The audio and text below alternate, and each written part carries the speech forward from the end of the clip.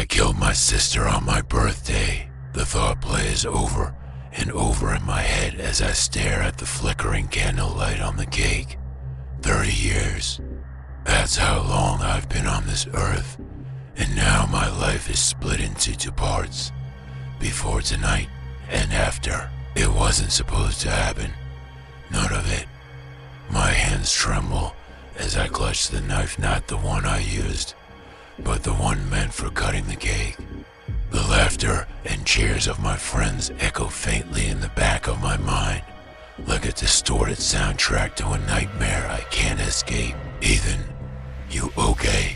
Sarah, my coworker, and one of the few people I'd invited over, places a hand on my shoulder.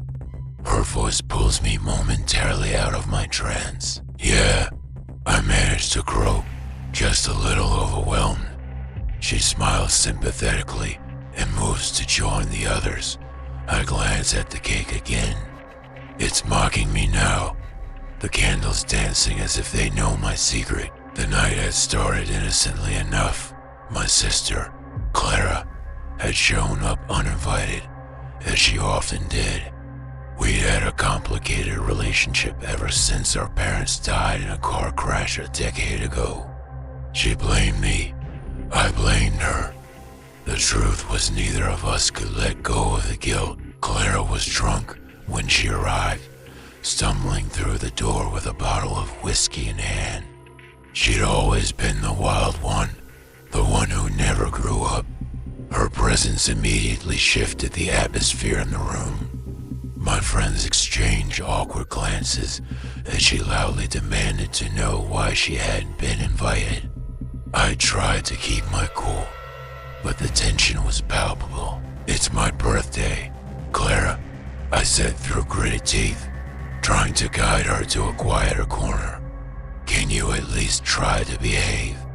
She laughed, a sharp, bitter sound that cut through the air. Behave? Like you behave when you let mom and dad die. The room went silent.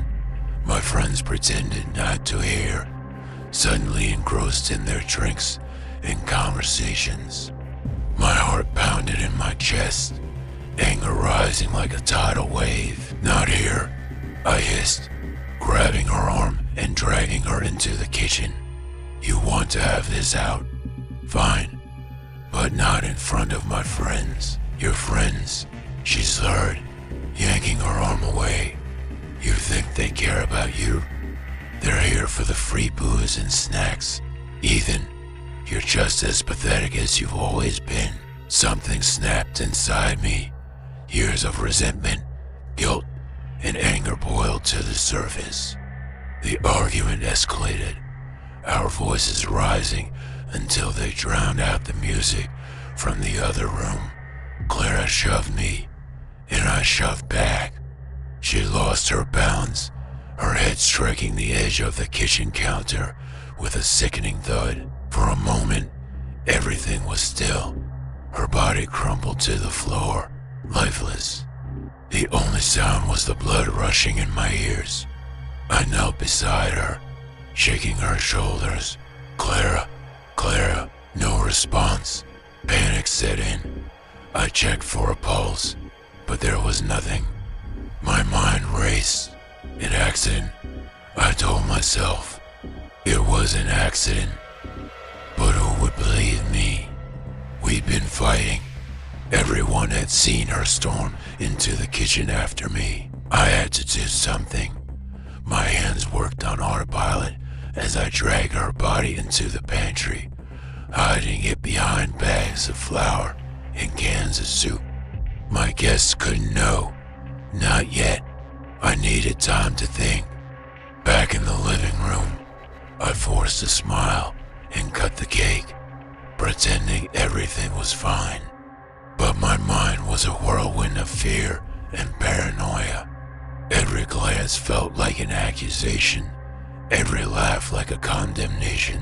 Hours passed, and the party wound down. One by one, my friends left, leaving only Sarah, who lingered to help clean up. You don't have to do that, I said, my voice strained a dot. It's no trouble, she replied, picking up empty cups and plates. Besides, you seem off. Are you sure everything's okay? I nodded, but she wasn't convinced. If you ever need to talk. Thanks, I muttered, ushering her toward the door. Good night. When I was finally alone, I returned to the pantry. Clara's body was still there, a grotesque reminder of what I'd done. My phone buzzed in my pocket, startling me. It was a text from Clara. You'll pay for this. My blood ran cold. Impossible. Her phone had been in her pocket when it happened. I pulled it out to check, but the battery was dead. Another buzz. This time, an email. The subject line read, "Happy birthday, Ethan." Hands shaking, I opened it.